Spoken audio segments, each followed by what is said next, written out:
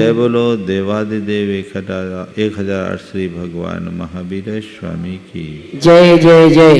अहिंसा परमो धर्म की जय जय जय। परम पूज आचार्य गुरुवर श्री विद्यासागर जी महाराज जय जय जय। बोले परम पूज मनीषी 160 प्रमाण सागर जी महाराज की जय जय जय। नमोस्तु गुरु।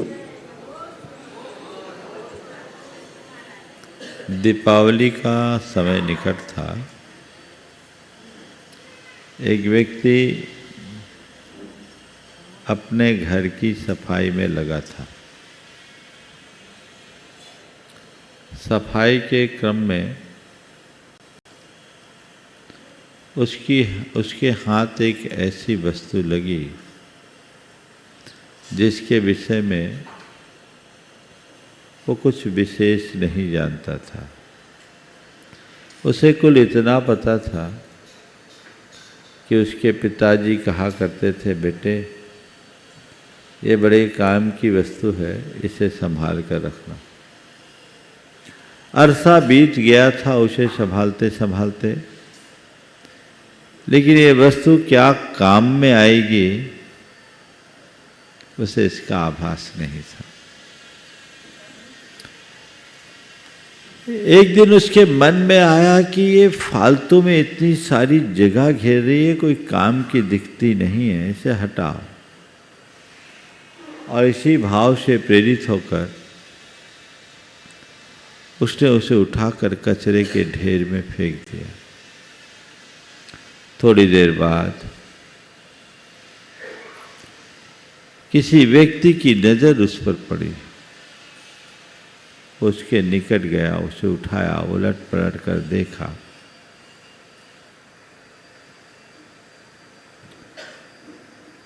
वह एक वीणा थी जिसके तार टूटे हुए थे। उसने उसके तार जोड़े, अपनी उंगलियां चलाई, मधुर संगीत फूट गया। वो आनंद से भर गया। जो वस्तु किसी व्यक्ति के लिए सिरदर्द बनी थी, उसी से संगीत भी प्रकट हो गया। वस्तु तो उसके पास भी थी, पर अंतर केवल इतना था कि पहले को पता नहीं था कि ये क्या है, और दूसरा ये जानता था कि क्या है। हमारे जीवन के साथ भी यही स्थिति है। जो जीवन और जीवन के मर्म को जानता है, उसके लिए जीवन संगीत है, और जो इसे नहीं जानता उसके लिए सिरदर्द। संत कहते हैं, इस दुर्लभ जीवन के अर्थ को जानो, ताकि जीवन का रस लिया जा सके, हर पल जीवन के आनंद में जिया जा सके। हम जानेंगे तभी जी पाएंगे, यदि नहीं जाने तो हम अपने जीवन में कुछ भी हासिल नहीं कर पाएंगे। हम अपने जीवन को किस नज़रिए से देखते हैं, हमें ये देखने की ज़रूरत है।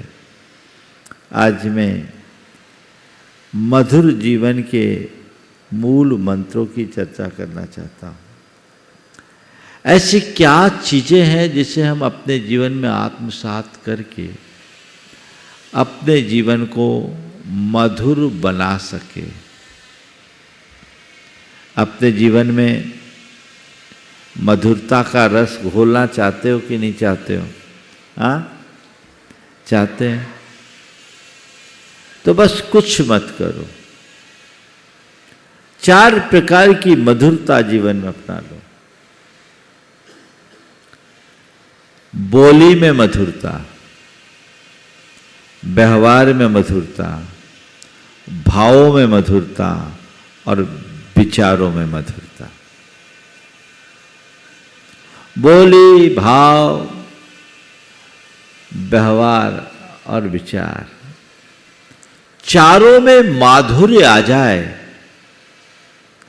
तो जीवन का आनंद ही कुछ और है। सबसे पहली बात है बोली की। हम आप आज बहुत शक्ति संपन्न है। हमारे आपके पास वाक शक्ति उपलब्ध है। हम चाहे जो, चाहे जब, चाहे जैसा और चाहे जिससे अपनी बात प्रकट करने में समर्थ है ना? ये कोई साधारण बात है क्या? संसार में अनंत प्राणी ऐसे हैं जिनके पास वाक शक्ति नहीं है, वो एक इंद्रिय। दो इंद्रिय कीड़े मकोड़े और पशु पक्षियों के पास वाक शक्ति तो है, पर उसकी अभिव्यक्ति के लिए भाषा नहीं है। हम कितने भाग्यशाली हैं जो केवल बोली के धनी नहीं, बोली के साथ साथ भाषा के भी धनी। हम चाहे जो, चाहे जब, चाहे जैसा, चाहे जितना बोलने में समर्थ हैं, लेकिन हमें हर पल इस बात का स्मरण रखना चाहिए कि ये शक्ति हमें अनायास प्राप्त नहीं हुई है, इसके पीछे हमें बहुत मूल्य चुकाना पड़ा है। ये हमारी बहुत बड़ी पूंजी है, बहुत बड़ी संपदा है। इसलिए मुझे चाहिए कि मैं अपनी बोली पर पूर्ण संयम रखूं। वाणी पर संयम बहुत जरूरी है। हम लोग अक्सर वाणी पर संयम रखने का उपदेश तो सुनते हैं, लेकिन प्रयास कम कर पाते हैं। आज मैं आपसे कहूंगा कि वाणी पर संयम रखते समय 4 बातों को ध्यान में रखें। मैं अपनी बोली में माधुर्य लाऊं, अति उत्तम है। माधुर्य न लाऊं तो कम से कम कटुता तो न घुले। जो व्यक्ति के हृदय को चुभती है, ऐसे 4 प्रकार की भाषा से बचिए, जो बहुत जरूरी है। आरोप, आदेश, आलोचना और अपमान। इन 4 प्रकार के वचनों से परहेज कीजिए। आरोप परक भाषा का प्रयोग कतई न करें। कभी किसी पर कोई सीधा आरोप न मढ़ें। तूने ऐसा किया, तूने वैसा किया, तू ये नहीं करता, तू वो नहीं करता, तू किसी काम का नहीं है, तेरे से तो होगा ही नहीं, ये सब तेरी करतूत है, ये तेरी करनी है, तेरी वजह से हुआ है। ऐसा अक्सर बोली में आता है कि नहीं? और किसी के ऊपर आप आरोप लगाते हैं तो क्या उसका चेहरा खिलता है? क्या होता है? या तो मुंह उसका उतर जाता है या वो आंखें तरेरता है। यही तो होता है ना। तो इससे हमारा व्यवहार अच्छा बनता है या बुरा? हाँ, क्या हम इस पर अंकुश नहीं लगा सकते? लगा सकते हैं कि नहीं लगा सकते? लगा सकते हैं, पर लगाते नहीं हैं। कर तो बहुत कुछ सकते हैं, पर करते नहीं हैं। संत कहते हैं जो कर सकते हो उसे करना शुरू कर दो, जीवन बदल जाएगा। ऐसा नहीं है कि हमारे पास क्षमताओं का अभाव है। क्षमताएं असीम हैं, लेकिन मनुष्य के मन में केवल प्रयत्न की कमी होती है। और प्रयत्न भी इसीलिए कम होता है क्योंकि वैसी इच्छा शक्ति नहीं होती, और इच्छा शक्ति इसलिए नहीं होती क्योंकि उसके अंदर निष्ठा नहीं होती। निष्ठा से इच्छा शक्ति जन्म होती है और इच्छा शक्ति हमें प्रेरित करती है, व्यक्ति प्रयत्नवान बनता है और उसी से परिणाम निकलता है। हम निष्ठा प्रबल करें, अपने मन में गहरे तौर पर बैठा दे कि मुझे बदलना है। लगता है मन में ऐसा विचार आता है कि मुझे बदलना है। हाँ महाराज आता है, लेकिन जब आपके प्रवचन में बैठे रहते हैं तब बदलना है, बदलना है। कब बदलना है? अब बदल जाएंगे, अभी तो जिंदगी बहुत पड़ी है। बस व्यक्ति ऐसे ही सोचते सोचते पूरी जिंदगी पूरी कर देता है, बदल नहीं पाता। बदलना तभी संभव होगा जब तुम्हारी निष्ठा होगी। मुझे बदलना है, बदलना नहीं है, बदलना ही है। ये दृष्टि अपने अंदर जगाइए। निष्ठा से इच्छा शक्ति, इच्छा शक्ति से प्रयत्न, और प्रयत्न से परिणाम आते हैं। परिणाम ही नहीं, परिणाम को देखना चाहते, प्रयत्न करते नहीं। प्रयत्न के पीछे का जो फोर्स है इच्छा शक्ति नहीं, और इच्छा शक्ति की जो मूल है वो निष्ठा नहीं, तो मामला सब बदल जाता है। निष्ठा जगाइए, बदलाव तब होगा। मुझे आरोप परक वचनों से बचना है, ये निष्ठा जगा सकते हैं कि नहीं? आरोप परक वचनों से बचना है, बचना नहीं है, बचना ही है। कभी किसी से कोई बात घट जाए तो उसे सीधे सीधे आरोपी क्यों बनाया जाए? कुछ हुआ, क्यों ये तुमने किया, ये कहने में चुपता है। अगर इसी सेंटेंस को बदल कर, भैया ये किसने किया,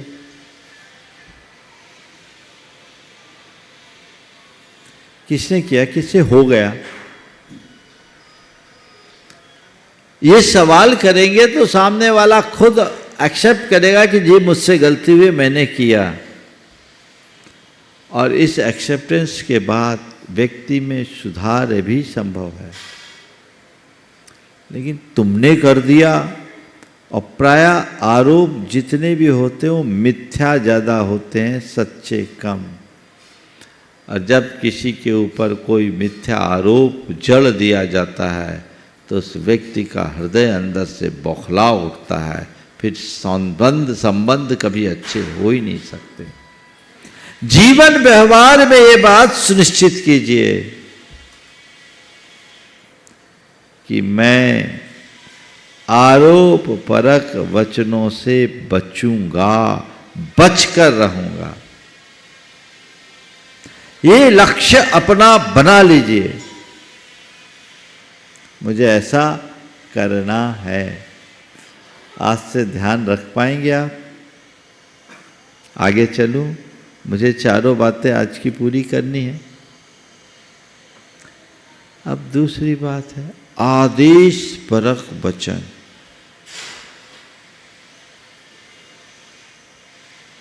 ऑर्डर की भाषा, ये करो, वो करो, इसे उठाओ, उसको लाओ, ऐसा कर लो, वैसा कर लो। ये चुभती है कि नहीं ये बात? हाँ, करो और कर लीजिए में अंतर है कि नहीं? कृपा कर लीजिए, बड़ा अंतर है। भाषा में आदर होना चाहिए, रिक्वेस्ट होना चाहिए। निवेदन परक भाषा हर व्यक्ति को आनंदित करती है और आदेश परक भाषा व्यक्ति को चुभ जाती है। हमारे गुरुदेव हम लोगों से हमेशा कहते हैं, आदेश परक वचनों से बचो। जब व्याकरण पढ़ाते थे तो व्याकरण में दो शब्द आता, आगम और आदेश। आगम अर्थात किसी वर्ण अक्षर के बीच में कोई नया स्वर व्यंजन आ जाए, इसको बोलते हैं आगम। आदेश किसी स्वर का स्वरूप ही बदल देना, आदेश है। ई को ए कर देना, ए को ऐ कर देना, उ को ओ कर देना, ओ को औ कर देना, ये आदेश होता है। तो व्याकरण में एक सूत्र आता है, मित्रवत आगमः शत्रुवत आदेश। आगम मित्र के समान होता है और आदेश शत्रु के समान होता है। तो आदेश परक वचनों से बचिए। हम रिक्वेस्ट की भाषा में बात करें और सामने वाले को आदर दें, तभी तो आदर मिलेगा। अगर ऐसा नहीं करेंगे तो फिर कोई आदमी आपको लाइक भी नहीं करेगा। और एक बात बताऊं, जिस व्यक्ति का व्यक्तित्व गहरा होता है उसकी बोली भाषा व्यवहार में विनम्रता झलकती है, और जिसका व्यक्तित्व उथला होता है उसके जीवन में ये सब चीज़ें उथली उथली होती है।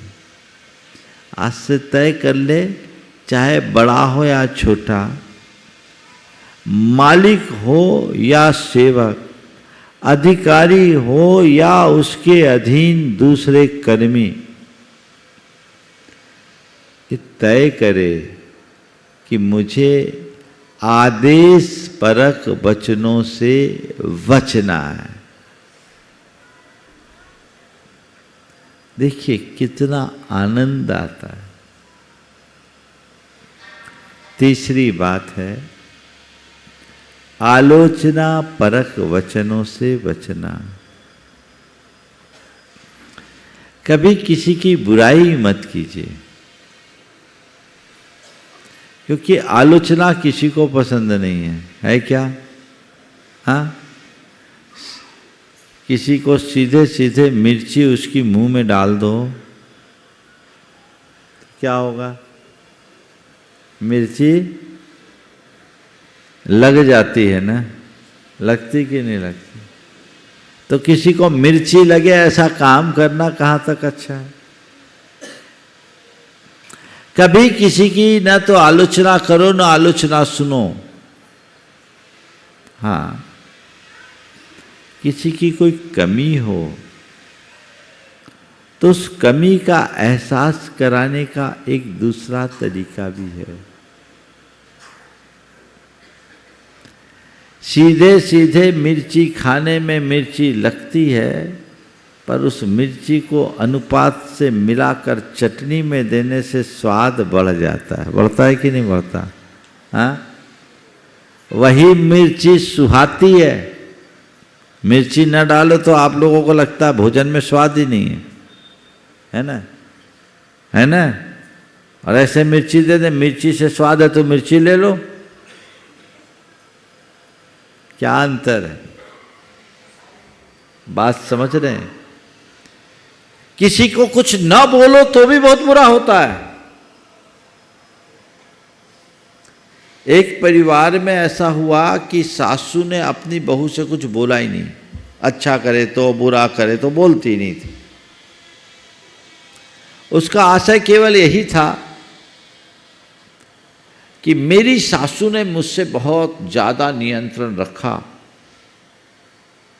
मैंने सह लिया, अब मेरी बहू है, मैं उसको क्यों बोलूं? खुद सीखेगी, मुझे देखकर सीखेगी, मुझे नहीं बोलना। वो बोले ही नहीं। अब बोलने न बोलने से क्या हुआ? संवादहीनता हो गई।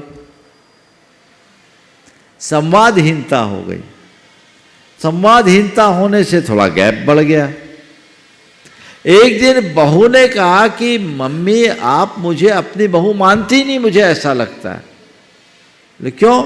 बोले आप मुझे बहू मानती, मुझे कभी डांटती डपटती, मेरी गलतियों पर मुझे टोकती, तो मुझे लगता मेरे ऊपर कुछ है, आप कुछ बोलती नहीं। 3 साल हो गया। कहा बेटा मैं तो ये सोचती थी कि तू खुद देख के सीखेगी, मैं क्यों बोलूं, तू मैच्योर्ड हो। बोले नहीं, आप नहीं बोलती हो तो मुझे अच्छा नहीं लगता, आप मेरी गलतियों पर टोका करो, है ना। ज्यादा मत टोको, बिल्कुल नहीं, टोकने में भी गड़बड़ है। सुनो मैं जो बात बोल रहा, जो वाकया हुआ सो बोल रहा हूं। एकदम ही नहीं बोलते थे, कुछ भी इग्नोर करे, तो मतलब उबली सब्जी सबको पसंद नहीं है। छौंक चाहिए, पर छौंक में भी अनुपात। क्या बोल रहा हूं? क्या ज्यादा? तो जब आप छौंक डालते हो तो ख्याल रखते हो कि मिर्ची कितनी डालनी है, और सामने वाले को छौंकते हो तो ख्याल क्यों नहीं रखते, उस समय क्यों भूल जाते? समझ में आ रही है ना बात? क्लियर है? तो जितनी जरूरत है उतनी मात्रानुकूल कार्य सदैव अच्छे होते हैं, और मात्रा विरुद्ध काम कभी अच्छे नहीं होते। एक दूसरे से बातचीत संवाद में व्यक्ति को अगर आप कुछ बताना भी चाहें तो उतना ही और उतनी ही मात्रा में हिदायत दें जितने में स्वाद न बिगड़े। क्या? स्वाद न बिगड़े। दूध में शक्कर डालने से दूध मीठा होता है।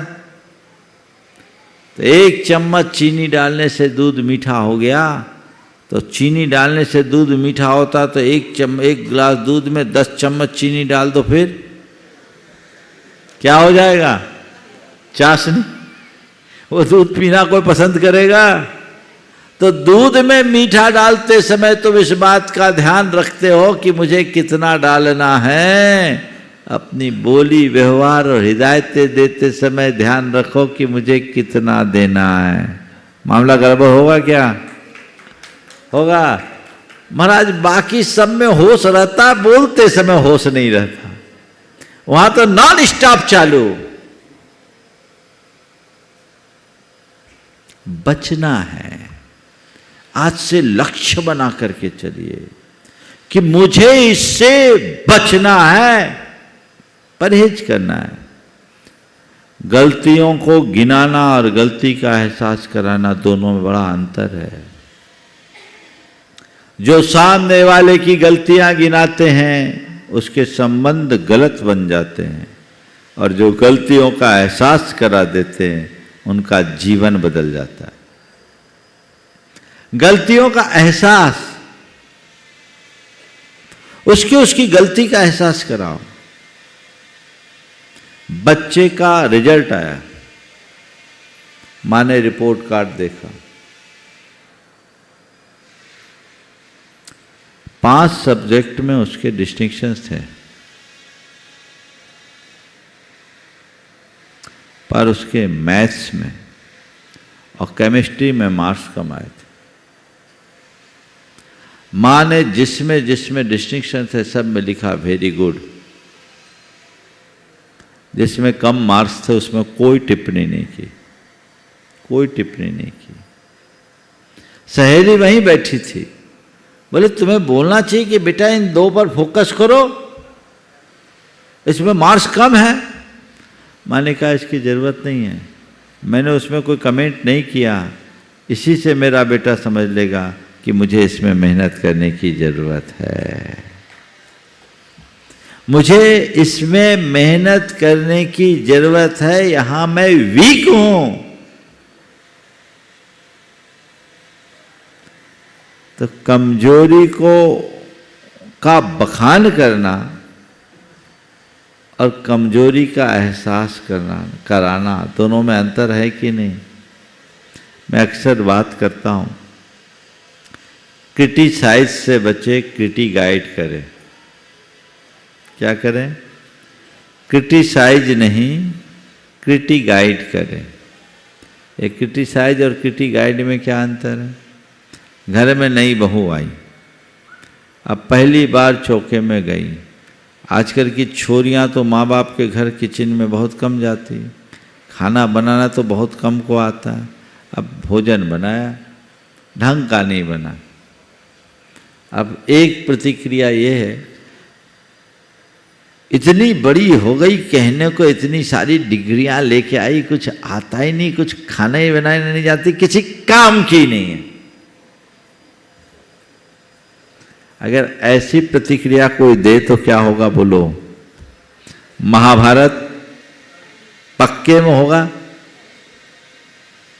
उसकी जगह सामने वाले ने भोजन बनाया, वही भोजन बनाया, वही परोसा, उससे कहा जाए, आज तुम्हें देखकर मुझे बहुत खुशी हो रही है, तुमने भोजन बनाया, बहुत अच्छा भोजन। आजकल तो अच्छी अच्छी बहुएं भोजन बनाने की रुचि नहीं रखती, पर तुम बना रही हो, मुझे देखकर बहुत अच्छा लग रहा है। तुम्हारा जो भोजन परोसने का तरीका है वो भी बहुत सुंदर है। तुमने भोजन भी बहुत बढ़िया बनाया, रोटी तुमने अच्छी बनाई, बहुत अच्छी सीखी। चूँकि शुरुआत है अभी, हम भी ऐसे करते थे तो टेढ़ी बिलती थी। 2-3 दिन प्रैक्टिस करोगे तो एकदम गोल बन जाएगी। और सब्जी जो तुमने बनाई ना, सब कुछ अच्छा किया है। थोड़ा मसाले का कॉम्बिनेशन और एक बार देख लोगे ना तो बहुत अच्छा होगा। फिर सब्जी ऐसी बनेगी कि लोग उंगली चाटेंगे। बोलो, हाँ ये क्या है? बोलो, थोड़ा जोर से तो बोलो। आप लोग क्या करते हो? क्रिटिसाइज की क्रिटिगाइड? क्रिटिसाइज से अपना पराया हो जाता है और क्रिटिगाइड से पराया भी अपना बन जाता है। अपनापन तभी बनेगा। क्या ऐसा कर सकते हैं? महाराज इतनी सबूरी कहां? यहां तो बिल्कुल आपकी मशीन गन भरी है, AK-47 धाए धाए धाए फायर। इसी से तो मामला बिगड़ता है। वहां अपने आप को बचाने की जरूरत है। वहां थोड़े सजग और सावधान हो गए तो सब अंतर आ जाएगा। तो आलोचना करने की जगह आप व्यक्ति को उसकी कमजोरी का एहसास कराएं।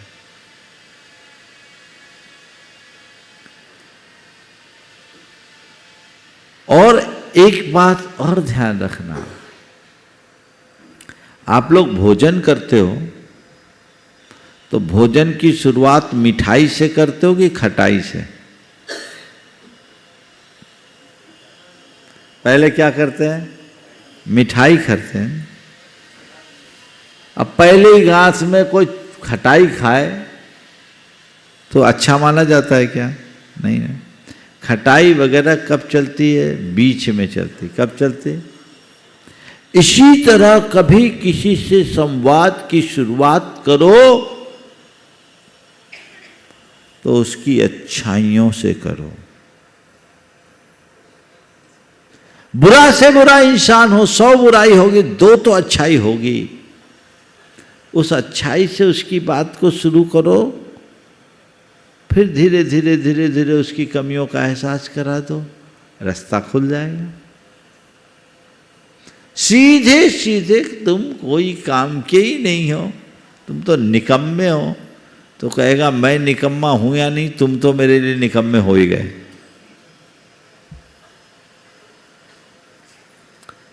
चौथी बात,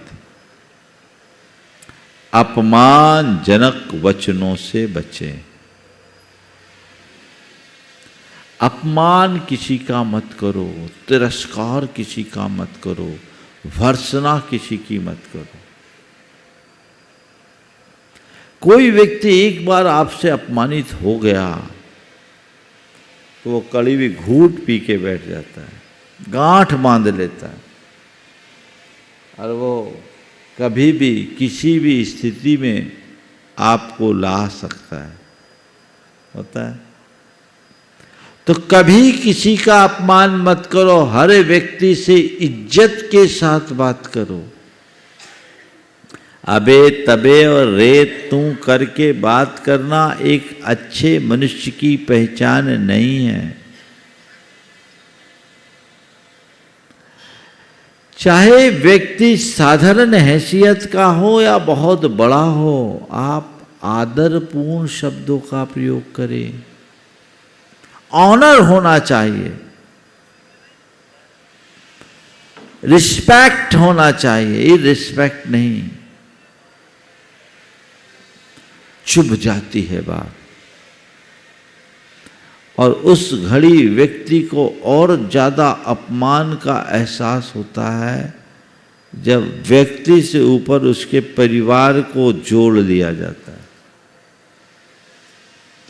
गलती बहू ने की,